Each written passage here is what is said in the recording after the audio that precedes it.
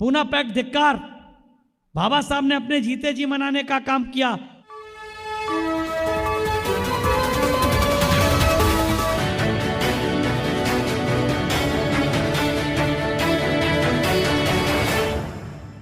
उसी पैटर्न पे मानवर श्री कांशीराम साहब ने पूना पैक्ट धिक्कार मनाने का काम किया। दादा साहब रूपपते, दादा साहब बी आर गायकवाड़, तमाम साथी जो बाबा साहब के साथ उन्होंने काम किया, बाबा साहब के चरणों में रह करके काम किया, वो लोग कांग्रेस में अपना और अपने परिवार का भला देखने लगे। मानवर कांशीराम साहब ने उनसे कहा, ये बात साथियों मेरे दिमाग में, जहन में क्यों आ गई? वो इसलिए आ गई कि आपका ये टाइटल है कि हो सकत है। जब मानवर श्री कांशीराम साहब महाराष्ट्र के उन साथियों को जिन्होंने बाबा साहब के साथ आरपीआई के मूवमेंट से के माध्यम से या बाबा साहब के साथ शेड्यूल कास्ट फेडरेशन के मूवमेंट के माध्यम से, इंडिपेंडेंट लेबर पार्टी के माध्यम से, या फिर बाबा साहब के विभिन्न आंदोलनों के माध्यम से, वो चाहे चौधार तालाब का आंदोलन हो, चाहे कालाराम टेम्पल का आंदोलन हो, चाहे फिर वो साइमन कमीशन का आंदोलन हो, या फिर बाबा साहब के द्वारा लॉर्ड लुथियन कमेटी के मेंबर बन के उस कमेटी के लोगों को, उस कमेटी के माध्यम से अपने लोगों को जागृत करने का आंदोलन हो। तो जो लोग बाबा साहब के साथ काम करते थे, उन लोगों को मानवर कांशीराम साहब ने कहा कि आप लोग क्यों कांग्रेस में जा रहे हैं? बाबा साहब की विचारधारा अच्छी, ये आंदोलन अच्छा है। तो वो लोग कहते थे कि बाबा साहब की विचारधारा अच्छी है, ये आंदोलन भी अच्छा है, लेकिन सफल हो सकत नहीं, सफल हो सकत नहीं। मानवर कांशीराम साहब उनसे पूछते थे कि सफल हो सकत नहीं का आपका क्या मतलब है? तो वो कहते थे कि विचारधारा अच्छी है, लेकिन जिस विचारधारा से स्वयं बाबा साहब डॉक्टर भीमराव अंबेडकर स्वयं एमएलए नहीं बन पाए, एमपी नहीं बन पाए, तो हम एमएलए एमपी नहीं बन सकते। मानवर कांशीराम साहब ने उनसे पूछा, क्या एमएलए और एमपी बनना जरूरी है? तो वो कहते हाँ जरूरी है। मानवर कांशीराम साहब ने कहा कि एमएलए और एमपी बनना जरूरी नहीं, अगर आंदोलन रहेगा तो हमारे एमएलए भी बनेंगे, एमपी भी बनेंगे, मिनिस्टर भी बनेंगे, मिनिस्ट्रियां भी बनेंगी और चीफ मिनिस्टर भी बनेंगे। मानवर कांशीराम साहब ने इस बात का गहन अध्ययन किया। उनकी इस दर्द भरी बात, उनकी इस दर्द भरी बात की जो पीड़ा उन्हें, उससे जो दर्द महसूस हुआ, उन्होंने इस बात का विचार किया, सोचा आखिर क्या कारण है, एक पवित्र आंदोलन को लोग छोड़ छोड़ करके क्यों जा रहे हैं। तब उन्हें बाबा साहब की वो बात जो उन्होंने 18 मार्च 1956 पे बड़ी भीड़ के सामने 50,000 की भीड़ में हमारे रैना जी की धरती, आगरा की धरती पर रामलीला मैदान में कहा था कि मुझे पढ़े लिखे लोगों ने धोखा दिया। बहुत लोगों ने इस बात को सुना होगा, लेकिन इसका अर्थ सही मायने में किसी ने लगाने का काम नहीं किया, इसके अर्थ को समझने का काम नहीं किया।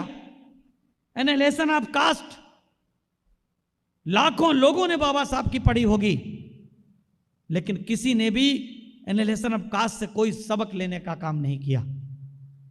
अगर बाबा साहब की इस बात से किसी ने दर्द को महसूस किया, बाबा साहब की उस पीड़ा को जो उन्होंने कहा था कि मुझे पढ़े लिखे लोगों ने धोखा दिया है, अगर किसी ने महसूस किया होता, किसी बाबा साहब के लेफ्टिनेंट ने महसूस किया होता, तो शायद वो बाबा साहब के इस आंदोलन को छोड़ के नहीं जाते। मानवर कांशीराम साहब ने निष्कर्ष के रूप में ये बात कही कि the people whose non political roots are not strong, the people whose not political roots are not strong, they can not succeed at political level. जिस समाज की गैर राजनीतिक जड़ें मजबूत नहीं होती हैं, वो समाज राजनीतिक रूप से सफल नहीं हो सकता है। इस विचारधारा को, इस फार्मूले को मानवर कांशीराम साहब ने आधार बना करके इस देश की नॉन पॉलिटिकल रूट्स को मजबूत करने का काम किया। लेकिन एक बात आप लोग जान लीजिए, मानवर कांशीराम साहब ने शुरुआती दौर में नॉन पॉलिटिकल रूट्स को उसको मानने का काम किया, पढ़े लिखे कर्मचारियों, अधिकारियों को।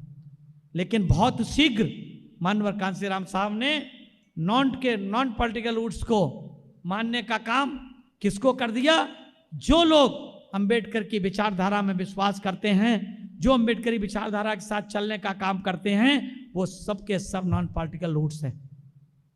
हमें यह नहीं मानना चाहिए खाली कि केवल पढ़े लिखे कर्मचारी अधिकारी हमारी नॉन पॉलिटिकल रूट्स हैं। यहां जो लोग बैठे हुए हैं, आज हिंदू मैथोलॉजी का, आज हिंदू धर्म का, सो कॉल्ड हिंदू धर्म का जो सबसे बड़ा पर्व माना जाता है महाराष्ट्र में, आज उसका दूसरा दिन है।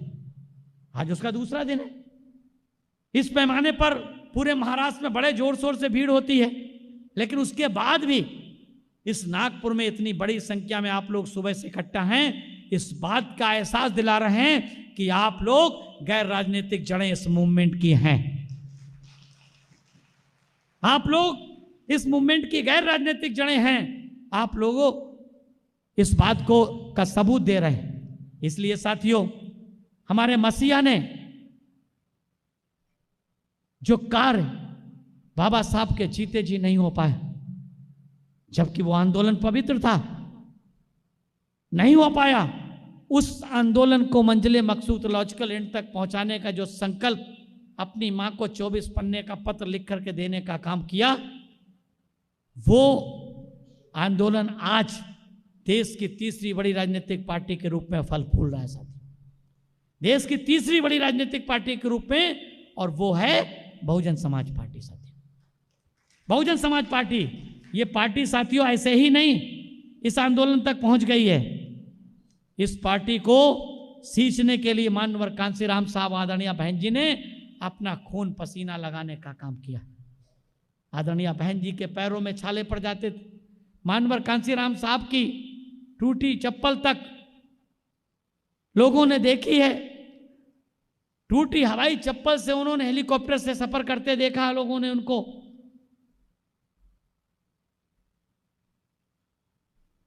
मरगट से खरीद करके कोट पहनने का भी आलम लोगों ने देखा है। इससे ज्यादा किसी का त्याग क्या हो सकता है कि एक क्लास 1 अफसर जो बढ़िया से बढ़िया 3 पीस सूट पहन सकता था, बढ़िया से बढ़िया गाड़ी खरीद सकता था, बढ़िया से बढ़िया परिवार बसा सकता था, अच्छा सा घर बना सकता था, उस व्यक्ति ने अपनी सर्दी को बचाने के लिए मरगट से कोट खरीद करके इस आंदोलन को सांसें देने का काम किया, इस आंदोलन को गति देने का काम किया, इस आंदोलन में शिरकत करने वालों लोगों को कंसोलिडेट करने का काम किया, इस आंदोलन में हिस्सेदार लोगों को भाईचारा, उनमें भाईचारा पैदा करने का काम, भाईचारगी पैदा करने का काम किया।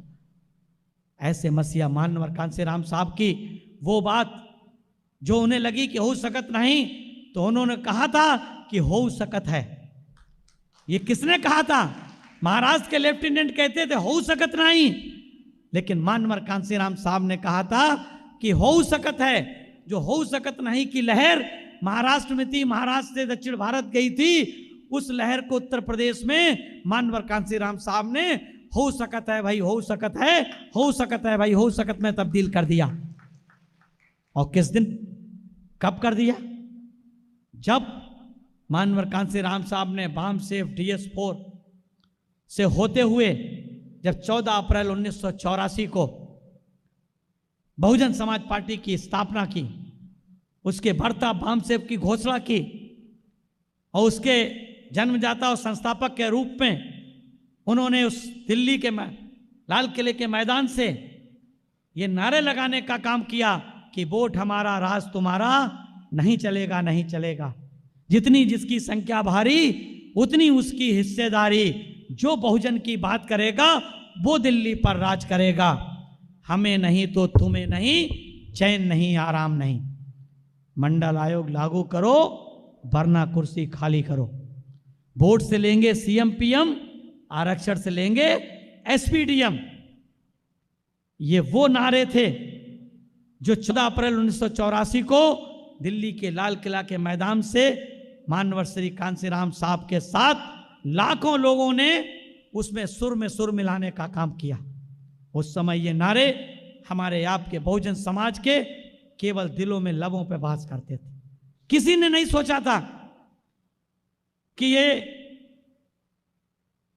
एक लिमिटेड पॉलिटिकल एक्शन वाली पार्टी, जिसके पास कोई संसाधन नहीं है, और वो लोग कहते हैं कि वोट हमारा राज तुम्हारा, नहीं चलेगा, नहीं चलेगा।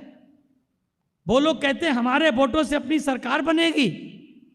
लोग जब साइकिल से नीला झंडा लगा करके हाथी के चुनाव निशान वाला जब निकलते थे, नीला झंडा तो साथियों बहुत लोग लगाते हैं, आपको सबको पता है, लेकिन नीला झंडा जो बाबा साहब के चुनाव चिन्ह वाला नीला झंडा है, ये हाथी चुनाव चिन्ह किसका है साथियों? बाबा साहब की परिकल्पना का है। हमारे साथी रैना जी ने कहा नहीं कि ताकत का प्रतीक, जिसको ये पता ही नहीं कि उसमें कितनी ताकत, ये क्यों नीला झंडा, क्यों हाथी चुनाव निशान बाबा साहब ने रखा था, ये तो बेहतर ध्यानी ज्ञानी लोग, महाराष्ट्र के लोग जानते होंगे, लेकिन हम तो यही समझते हैं, वो तो यही समझते हैं कि जिस तरह से हाथी सबसे ताकतवर है, उसे अपनी ताकत का एहसास नहीं है, ऐसे ही इस देश का बहुजन समाज सबसे ज्यादा ताकतवर है, उसे अपनी ताकत का एहसास नहीं, अपने वोट की ताकत का एहसास नहीं।